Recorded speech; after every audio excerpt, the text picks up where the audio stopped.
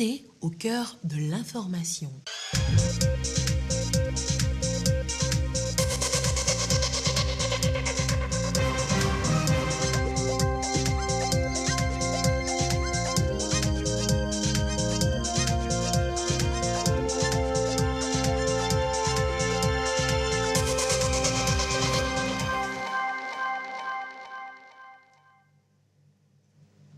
Mesdames, Messieurs, bonsoir.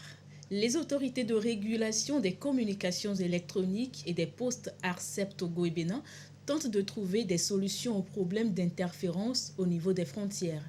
Réunies à Lomé pour 5 jours, ces deux entités veulent ainsi assurer de meilleurs services de téléphonie mobile aux consommateurs des zones frontalières. Au Sénégal, le camp présidentiel perd la majorité absolue à l'Assemblée nationale. Il reste en tête selon les résultats officiels provisoires de la Commission nationale de recensement des votes. Et puis la foire des sports, une initiative du Forum du sport africain et de la commune Golf 7. L'événement crée un cadre d'échange entre acteurs du monde sportif et économique du Togo. La foire a démarré ce jeudi et ce pour 3 jours. C'était les titres de cette édition. Bienvenue, voici le journal. Lomé et Cotonou réunis pour 5 jours pour résoudre les problèmes d'interférence au niveau des frontières. Les autorités de régulation des communications électroniques et des postes ARCEP Togo et Bénin veulent ainsi assurer de meilleurs services de téléphonie mobile aux usagers de ces frontières. Antoinette Romao-Vovor. Le Togo et le Bénin harmonisent leurs stratégies et techniques de coordination et de partage des fréquences radioélectroniques à leurs frontières communes. Les deux parties veulent aller vers un contrôle conjoint plus affiné des réseaux de téléphonie en impliquant les opérateurs. Ceci dans l'optique d'assurer de meilleurs services de téléphonie mobile au profit des consommateurs des zones frontalières. Et pour y parvenir, des recommandations ont été faites au cours des présents travaux à Lomé. Il y a d'abord la limitation de la puissance de pénétration des signaux dans le pays voisin. Donc pour pouvoir le faire, on joue sur plusieurs paramètres des sites. Il y a soit la limitation et la diminution de la puissance, la diminution de la hauteur d'antenne et aussi jouer sur la propagation des antennes. Et là, de temps en temps, les régulateurs font des mesures à la frontière pour voir le niveau de pénétration de ces signaux-là, afin de s'assurer que les opérateurs respectent ces recommandations-là. L'accord de mars 2021 signé entre les deux pays dans le contexte du règlement des radiocommunications a subi des modifications, des changements majeurs qui permettront aux deux pays de relever les défis de l'heure dans le domaine. La bonne nouvelle est que tous les opérateurs, tant du côté du Togo que du côté du Bénin, ont des solutions pour gérer les cas de roaming accidentel, et on peut dire qu'avec les échanges, avec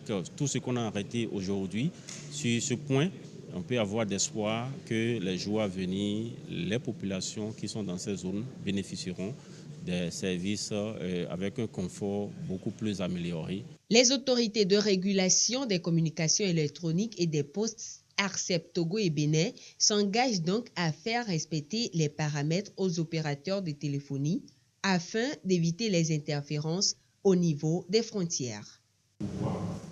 Le Burkina Faso, un autre pays frontalier au Togo, les deux pays collaborent dans le domaine de l'artisanat.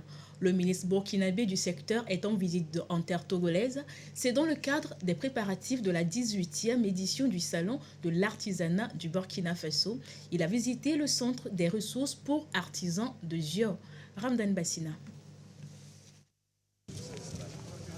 Le Burkina Faso et le Togo unis pour faire du secteur de l'artisanat un maillon incontournable de leur développement. En visite au centre des ressources pour artisans de Zio, Abdoulaye Tal, ministre burkinabé chargé de ce secteur, se félicite des efforts du Togo. Le centre forme en haute couture, mécanique automobile et dispose d'une unité de transformation agroalimentaire. Nous avons vraiment été émerveillés de voir un centre qui fait des impacts. Des impacts parce qu'il forme des personnes qui jadis n'étaient pas les plus qualifiées. Et ce qui permet de les réinsérer dans la vie active, de leur permettre de gagner dignement leur vie et donc d'être des exemples. Notre développement passe par là. Et donc, à ce titre-là, la visite a été vraiment intéressante pour moi parce qu'elle servira aussi pour mon pays. Le Centre des ressources pour artisans de Zio a déjà formé une centaine de diplômés, dont 60% insérés sur le marché. La politique nationale de développement de l'artisanat avance de jour en jour et inspire beaucoup.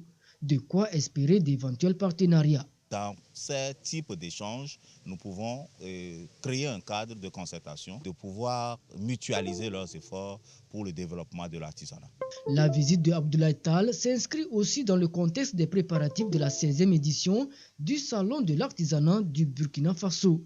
Il se tiendra du 28 octobre au 6 novembre 2022. Fin heureuse de parcours pour ces infirmiers auxiliaires d'État. Ils font partie de la 33e promotion de l'École nationale des aides sanitaires ENAS de Sokodé. L'école a justement servi de cadre pour la cérémonie de remise des attestations de diplôme. Désiré Aloyer. 3 ans de dur labeur, aujourd'hui couronnés par la remise des attestations de diplôme. 114 élèves, infirmiers et infirmières auxiliaires d'État, parmi eux 59 dames, aptes à servir, offrir des soins de santé aux populations. C'était vraiment une passion pour nous d'être les infirmiers, d'être dans le corps médical et paramédical.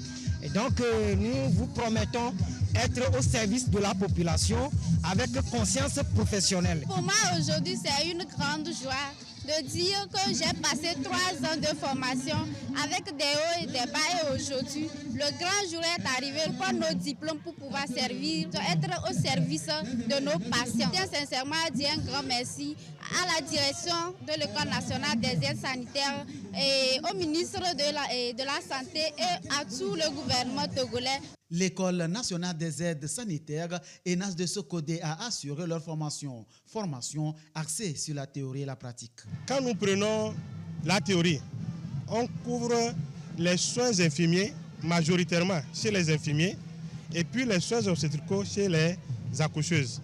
Les volets, c'est identique pour les 2 départements, c'est-à-dire à l'école, 2 parties, la théorie, la pratique en situation simulée et puis stage sur le terrain, où il y a les malades en situation réelle. On enseigne en dehors des soins infirmiers, la médecine également. Le chemin est balisé pour ces acteurs de santé désormais prêts à donner le meilleur d'eux-mêmes dans la pratique de soins de santé de qualité en cultivant la fierté professionnelle. Nous avons une référentiel de compétences. Ils doivent acquérir un certain nombre de choses avant d'être déversés sur le terrain et nous sommes convaincus qu'ils ont pu maîtriser tout cela et nous allons les mettre à disposition. Nous sommes à la 32e promotion. Nous n'avons pas eu de plaintes, donc pour dire que c'est de bons éléments qui sortent de notre école. Bienveillance est le nom attribué à cette 32e promotion, un nom qui a tout son sens, un appel afin qu'ils prennent effectivement soin des patients, l'homme au centre de leurs préoccupations, la pratique sanitaire. Et sur le terrain, ces récipiendaires peuvent être utiles pour ces genres d'initiatives. Des soins de santé à moins de coûts offerts aux démunis, des patients dialysés ont été pris en charge. Et c'est une action du centre Ibn Taïmiya pour la prédication Al-Iftar, l'association Taraoun et la maison du Hadj. Ramdan Bassina. La prise en charge des patients nécessitant une dialyse est souvent coûteuse pour les familles. Pour les démunis, la maison du Hadj et la commune Golfe 2 œuvrent pour l'accès aux soins à moindre coût. Elle bénéficie du soutien du centre Ibn Taïmiya pour la prédication et Al-Iftar, ainsi que de l'appui financier de l'association Tarahoun, basée au Koweït.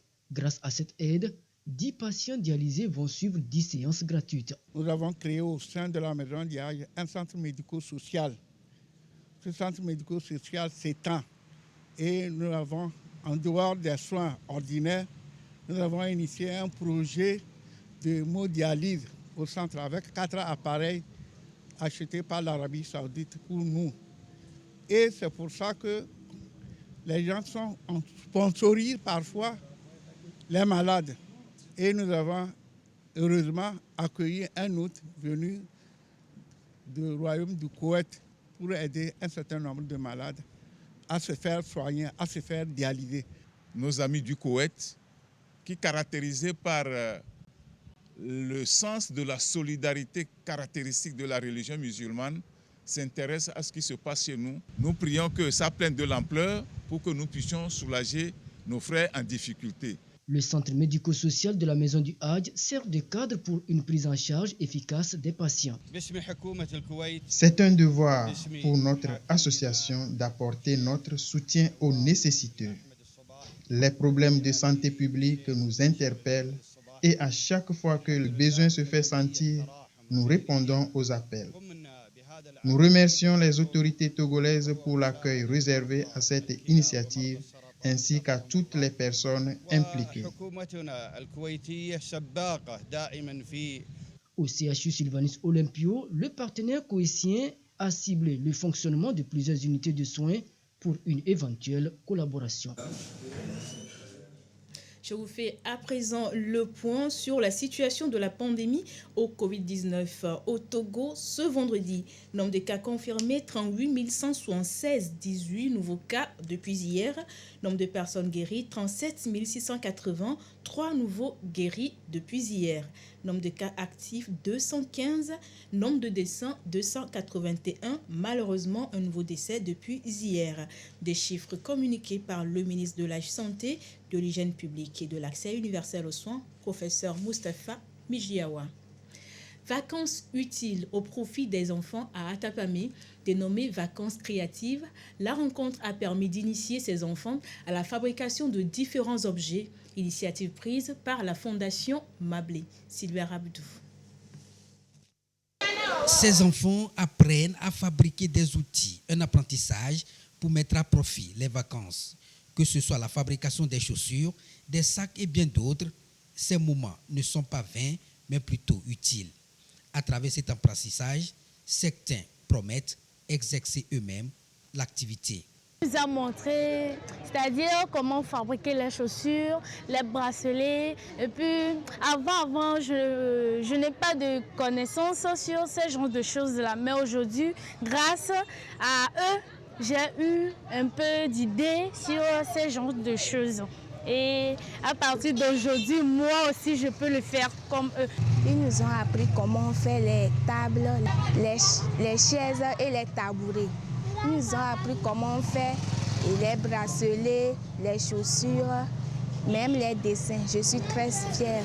C'est une manière de concevoir des vacances utiles, une manière de les occuper très utilement. Voilà, et pas des activités qui leur ouvrent des portes d'avenir. Cette séance d'apprentissage a été initiée par la Fondation Mablé avec l'appui du ministère en charge de l'enseignement technique et de l'artisanat. Un exercice pour mieux occuper les enfants et les aider à développer l'esprit de créativité. C'est au fait un projet qui vise à réveiller le talent caché qui se trouve en chaque élève étudiant, en vue d'éclore le génie créateur qui se trouve dans chaque élève ou étudiant pour que cet élève ou étudiant devienne des innovateurs. Les outils fabriqués ont été exposés pour leur évaluation. Au finish, les meilleurs sont repartis avec des prix, histoire de les encourager à développer les talents cachés. À l'étranger, pour la première fois depuis l'indépendance du Sénégal en 1960, la formation au pouvoir perd la majorité à l'Assemblée nationale. Elle devra s'appuyer sur d'autres forces au Parlement pour faire passer ses lois. La coalition du président Macky Sall passe de 125 députés en 2017 à 82 sur les 165.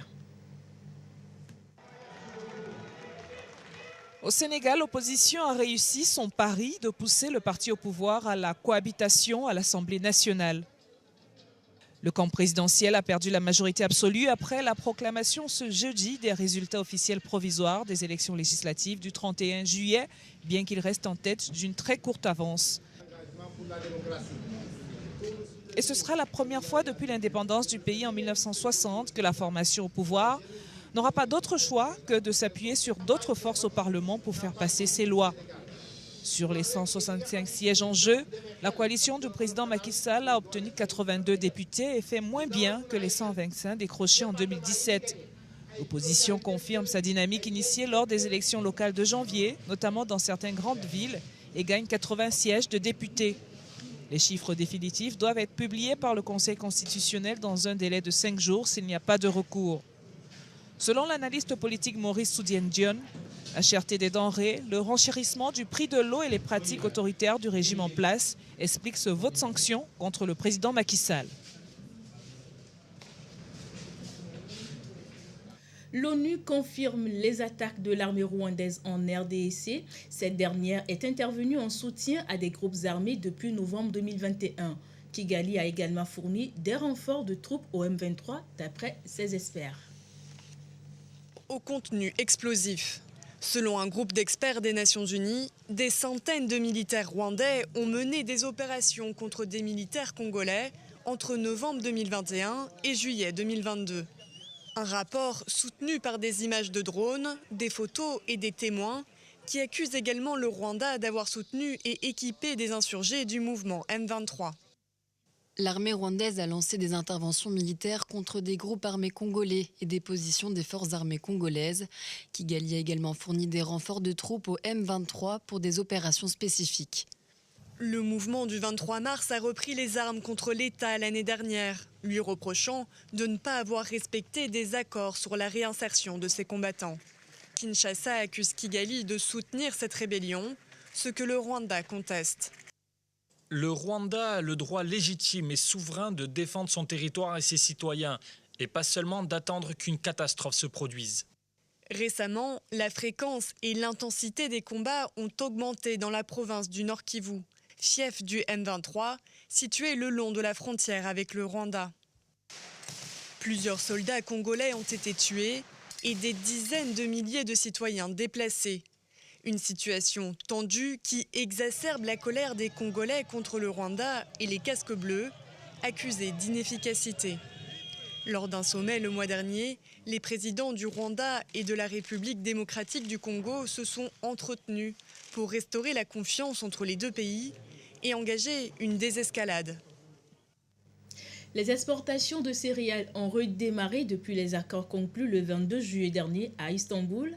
3 nouveaux navires ont quitté les ports ukrainiens. Ils vont ravitailler dans un premier temps l'Irlande, l'Angleterre et la Turquie. Après le cargo Razoni, d'autres navires chargés de céréales ukrainiennes ont commencé leur voyage. Selon le ministère turc de la Défense, 3 nouveaux chargements ont quitté l'Ukraine en convoi ce vendredi matin. Un autre bateau fait route vers le port de Tchernomorsk pour y charger des céréales, a indiqué le ministère turc. Le Navistar a quitté Odessa pour l'Irlande avec 33 000 tonnes de maïs.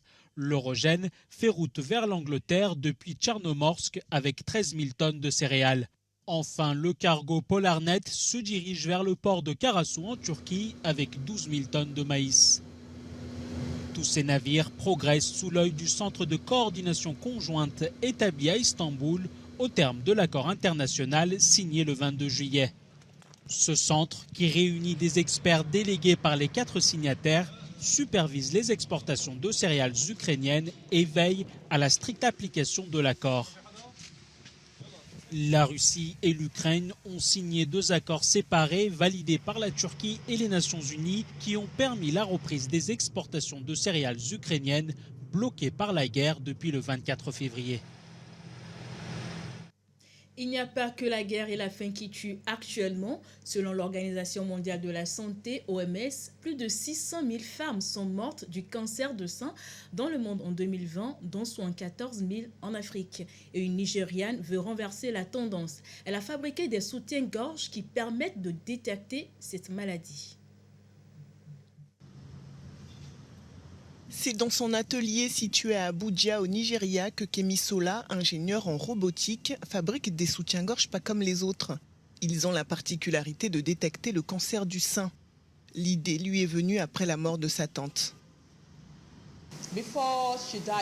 Avant qu'elle ne meure, je suis allée lui rendre visite à l'hôpital et j'y ai rencontré des femmes. J'avais entendu parler du cancer du sein comme d'une maladie courante, mais je ne savais pas que cette maladie était aussi grave que cela. Alors quand j'ai vu des femmes comme moi sur des lits d'hôpitaux à cause du cancer du sein, j'ai compris que c'était un vrai défi. Le souvenir n'a cessé de me hanter et c'est en me mettant à leur place qu'est née l'idée du soutien-gorge intelligent. Kémy est aussi partie d'un constat. La plupart des femmes ne connaissent pas ou ne pratiquent pas l'autopalpation mammaire, qui consiste à s'examiner soi-même les seins pour détecter d'éventuels changements anormaux.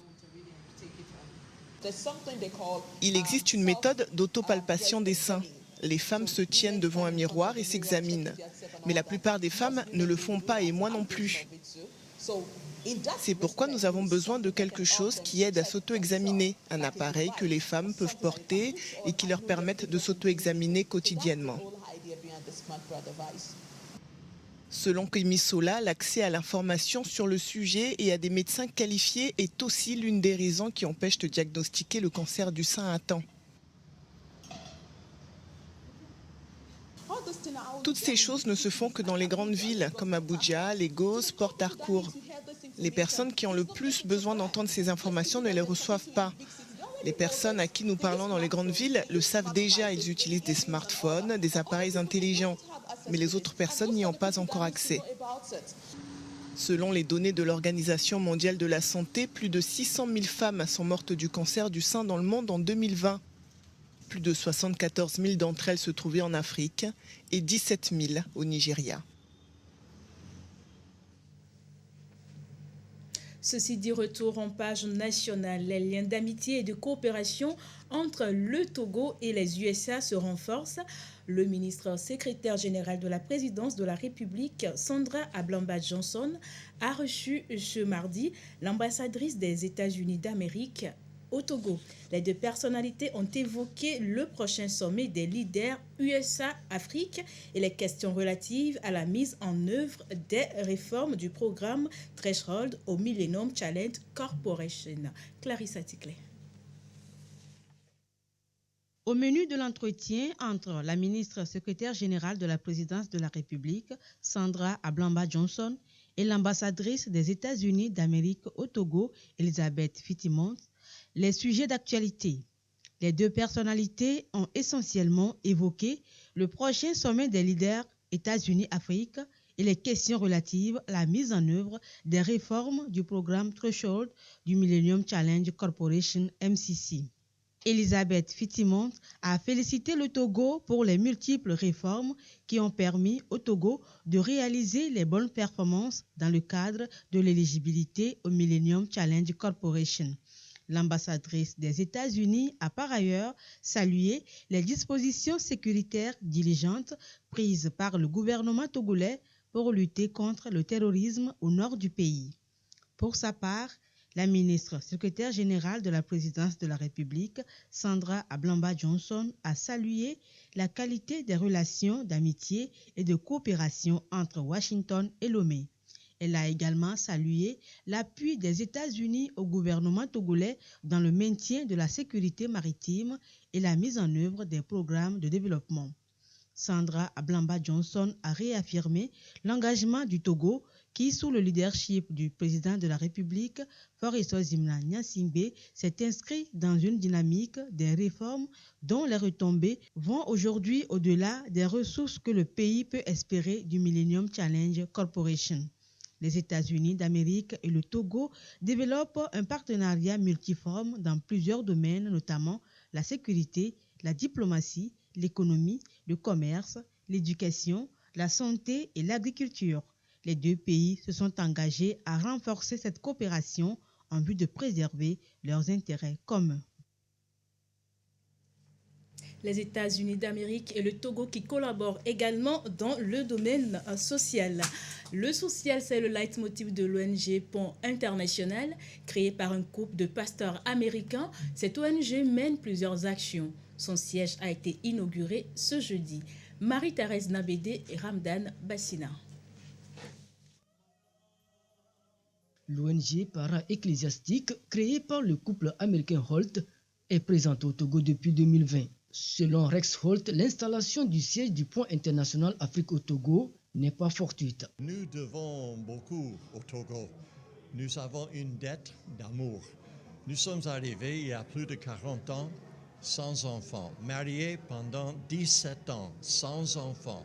Mais les Togolais ont prié Et on a donné une prophétie et ils ont prié sans cesse et Dieu nous a accordé un fils, John Mauli, et puis Sarah Kafoui et Rebecca Maumegno.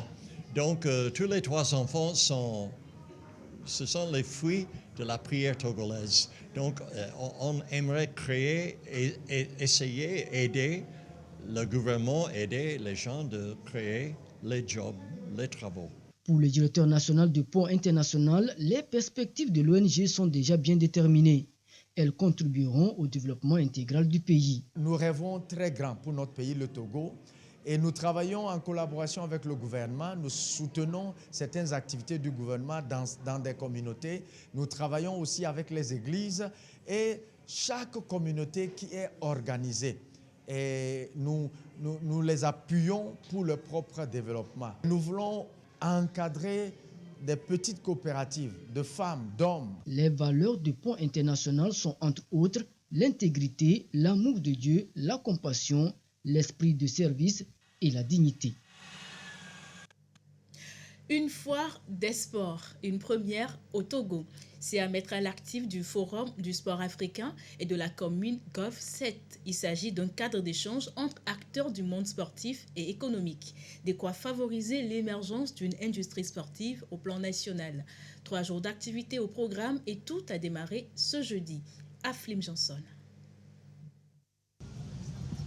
Sur le terrain du lycée moderne Adjidé Gomé 2, l'événement est inédit.